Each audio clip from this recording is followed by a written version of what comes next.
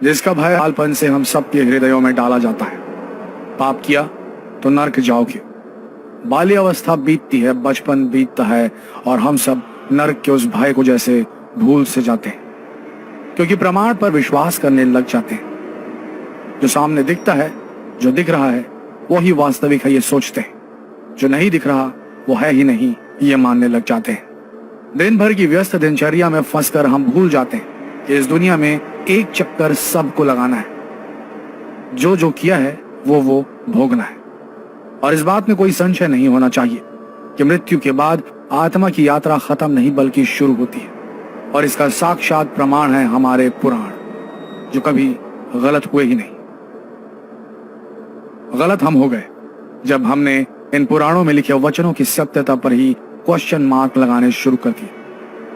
आज के इस वीडियो में हम आपको बताएंगे उसी नर्क के बारे में जिसके अस्तित्व को आप शायद काल्पनिक मानने लगे थे और धड़ल्ले से पाप किए जा रहे थे।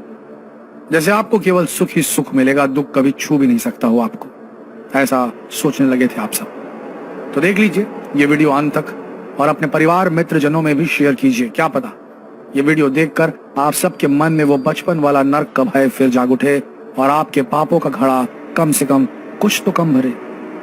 याद रखिए, वीडियो शेयर करना ना भूलें, कुछ तो पाप कम हो इस धरती से। इस वीडियो में हम बताएंगे गरुड़ पुराण में बताया गया नरक का वर्णन, और इसलिए इस वीडियो को अंत तक देखिएगा जरूर। और हाँ, आगे बढ़ने से पहले इस वीडियो को लाइक कर लीजिए। गरुड़ पुराण के दूसरे अध्याय में नरक का वर्णन मिलता है। इसके अनुसार गरुड़ ने कहा, हे केशव, यमलोक का मार्ग किस तरह दुखदाई होता है? पापी लोग वहां कैसे जाते हैं, मुझे बताएं। भगवान ने बोला, हे गरुड़, महान दुख देने वाले यम मार्ग के विषय में मैं तुमसे कहता हूं। मेरे भक्त होने पर भी तुम उसे सुनकर कांप उठोगे। यम मार्ग में पेड़ों की छाया नहीं होती, अन्न आदि भी नहीं है, वहां कहीं जल भी नहीं है। वहां प्रलय काल की तरह 12 सूर्य तपते रहते हैं। उस मार्ग से जाता हुआ पापी कभी बर्फीली हवा से ठिठुरता है और कांपता है, तो कभी कांटों से चुभ जाता है, कभी महाविषधर सांपों द्वारा डसा जाता है, तो कहीं आग से जलाया जाता है, कहीं शेर, बाघों और भयंकर कुत्तों द्वारा नोचा जाता है, कहीं बिच्छुओं द्वारा डसा जाता है। हे गरुड़, इसके बाद वो भयंकर 80 पत्र नामक नरक में पहुंचता है, जो 2000 योजन के विस्तार वाला है। ये जंगल कौवों, उल्लुओं, गिद्धों, सर्पों से भरा है। उसमें चारों ओर दावाग्नि यानी जंगल में लगने वाली आग जलती रहती है। वह जीव कहीं अंधे कुएं में गिरता है, कहीं पहाड़ से लुढ़कता है, कहीं छुरे की धार पर चलता है, कहीं कीलों के ऊपर चलता है, कहीं घने अंधकार में गिरता है, कहीं गहरे जल में गिरता है, कहीं जोंकों से भरे हुए कीचड़ में गिरता है, कहीं तपी हुई बालू से भरे और गर्म तांबे की तरह सुलगते मार्ग, कहीं अंगारों की, कहीं हद से ज्यादा धुएं से भरे मार्ग पर उसे चलना पड़ता है। कहीं अंगारों की बरसात होती है तो कहीं बिजली गिरती है, पत्थरों की बारिश होती है तो कहीं खून की बारिश होती है, कहीं नुकीले हथियारों की ओर, कहीं गर्म जल की बारिश होती है, कहीं खारे कीचड़ की बरसात होती है, कहीं मवाद, रक्त और शौच से भरे हुए तालाब है। यम मार्ग के बीचों बीच बड़ी ऊंची और गहरी नदी बहती है। यह देखने पर दुखदाई नहीं है, उसकी आवाज भय पैदा करने वाली होती है। वह 100 योजन जोड़ी और मवाद और रक्त से भरी है। हड्डियों के समूहों से उसके किनारे बने हुए हैं। वो बड़े बड़े घड़ियालों से भरी हुई है। हे गरुड़, आए पापी को देखकर वह नदी आग और धुएं से भरकर कढ़ाई में खौलते घी की तरह हो जाती है। यह नदी सुई के जैसे मुंह वाले भयानक कीड़ों से भरी है।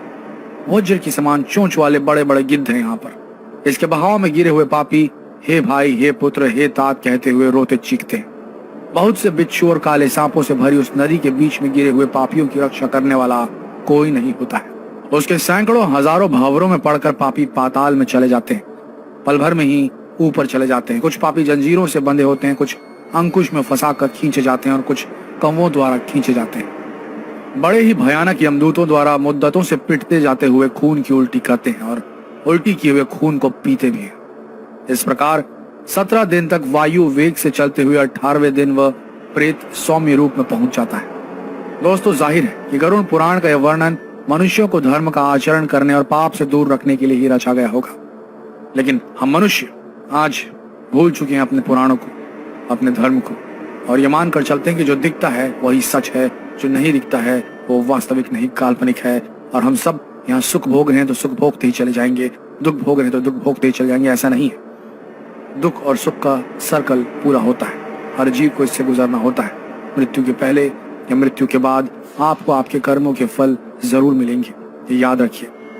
आपने बचपन के नर्क के भय की उस फीलिंग को, उस एहसास को जगाइए और बचिए अगला पाप करने से। हम तो केवल यही सलाह दे सकते हैं आपको कि पाप करने से कैसे भी अपने आप को रोक लें। जितना हो सके इस वीडियो को शेयर करें ताकि धरती से कुछ तो पाप कम हो। क्या आपको ये सही नहीं लगता? कमेंट कर हमें जरूर बताएं। मिलते हैं अगले दिलचस्प वीडियो में, तब तक के लिए बने रहिए हमारे इस पेज